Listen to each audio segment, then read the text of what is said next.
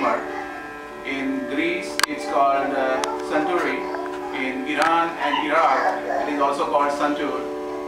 In China, it's called something that I'm not able to pronounce, so I will not. I think it's yangquan, but I'm correctly mispronouncing it. So, what else? In Hungary, I think it's known as cymbalo. In Germany, it's known as hagrid. So as you can see, there are different variations of this instrument found all over the world. But Indians think that this was created in India, and I don't doubt that. It has 100 strings.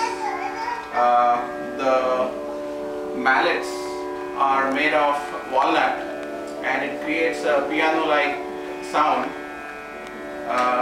The melody that we play, we tune it on the right hand side, and usually the soundboards are made of spruce, cedars, or what else? Walnut. You can also see that there is another drum called pakhavaj here. Sudhir can explain a bit about the pakhavaj, and there is a particular way it is played. Otherwise, you won't get the sound that he's going to play on the left side. So that's a very interesting aspect of that instrument.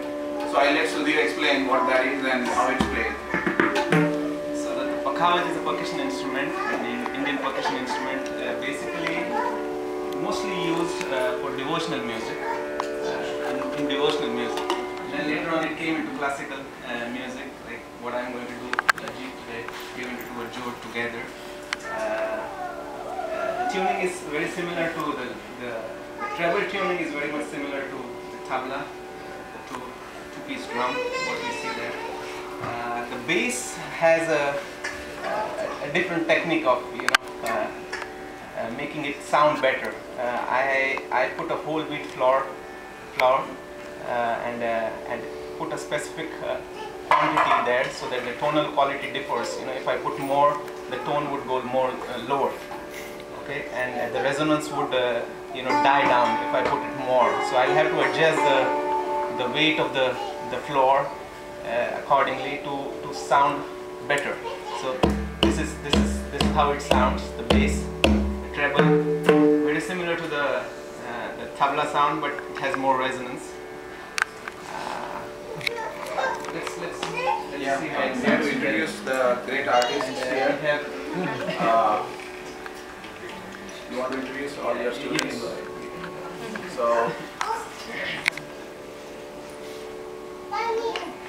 So it's Manas, who has been learning from me for how many years now? 2 years? 3 years? 3 years, right. He has been learning from me for 3 years. He is he's catching up with it now, and he has started playing with semi-classical or light music nowadays at various performances in and around Boca Raton. The other guy, you want to introduce yourself, Anish? He's Anish.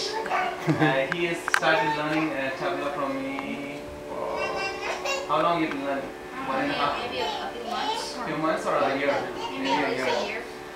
My son. He's also catching up. He's all excited. And then let's see how they do together. Manas and Anish playing with Ajit on a madele or a medium tempo, a tinta later on. Before that, we are going to do some jod patterns, which is nothing but I will be following him on certain Rohit, Rohit my is going friend, he plays a flute, and he's also going to join us. What I'm going to play is Ram Puriya Kalyan, as I told you guys.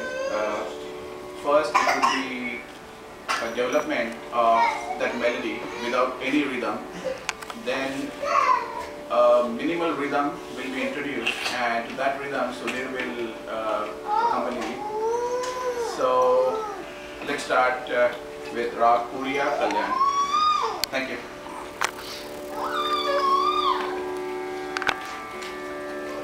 This is a dome instrument, by the way, called tambura, and it's giving me the bass note that I'm using.